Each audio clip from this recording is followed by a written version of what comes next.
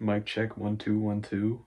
Greetings, AP Lane gang. Today I want to talk about a very special album to me, Kid Cudi's 2009 debut album, Man on the Moon, The End of Day, which I have right here.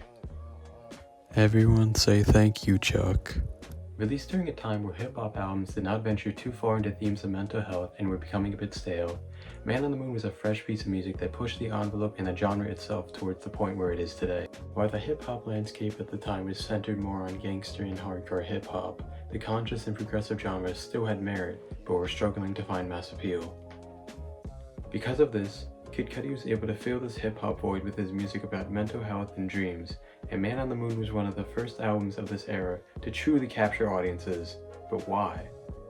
The reason why this album works so well and is so beloved is because of the vulnerability of Kid Cudi, real name Scott Mescudi. This is a concept album about the life of Scott Mescudi, narration by fellow rapper Common, viewed through his dreams, hence the title The End of Day. The album is also unique as it is broken up into 5 acts like a play across 14 tracks. Act 1 is The End of Day, Act 2 is The Rise of the Night Terrors, Act 3 is Taking a Trip, Act 4 is Stuck, and Act 5 is A New Beginning. These acts all have their own theme within the album, and some of the songs are labeled as nightmares, and are the most revealing and vulnerable lyric-wise. Now the first song on this album, In My Dreams, parentheses, Cutter Anthem, is not really a hip-hop song. It feels like you fell into someone's dreams and you're hearing their thoughts. The production is a booming keyboard and violins, and it's all just very melodic.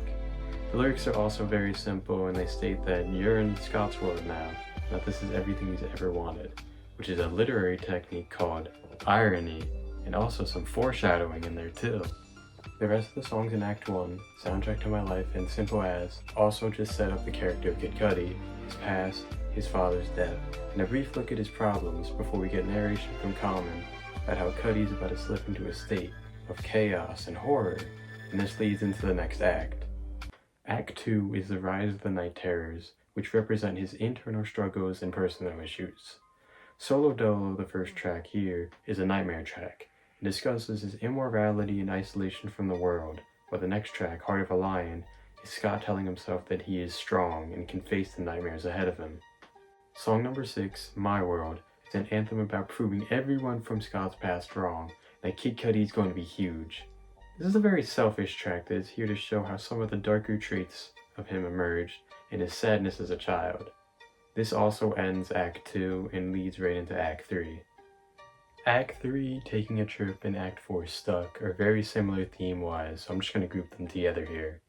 Act 3 starts with Day and Night, a nightmare song, which is probably Cudi's most famous song. It revolves around Cudi failing at relationships, mostly for women, doing a lot of drugs, and being unable to move on from his past and with his future. The song parallels Heart of a Lion in a way, with that being about triumph and this being about failure for him. The next song, Sky Might Fall, is all about Cudi being okay with the collapse of his life, a very on-the-nose name, and it leads into Intergalactic Love Connection Part 1, which is the weirdest name I think he's ever given a song. He didn't even make a part 2, but he made a movie 13 years later. This is a trippy song about doing drugs and being in love, which this and Day and Night being in Act 3, Taking a Trip, makes sense, but also he's figuratively taking a trip to a new place into Act 4. The common narration at the end of the song states that he's in a new psychedelic state to escape the prison of our reality. He's going to his safe place, his sanctuary. But is he really? Act 4 starts with the nightmare song, Alive, where he embraces the darkness in his life and becomes a werewolf. So I don't really think so. The next song, Cudi Zone, is about zoning and forgetting your problems, which is obviously Cudi doing more drugs to numb his pain.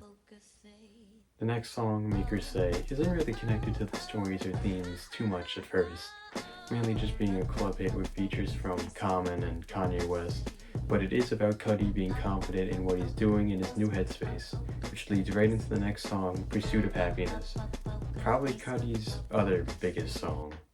This song is about Cudi pursuing his happiness at parties and by drinking and smoking a lot, with the caveat that not everything that is shining is gold.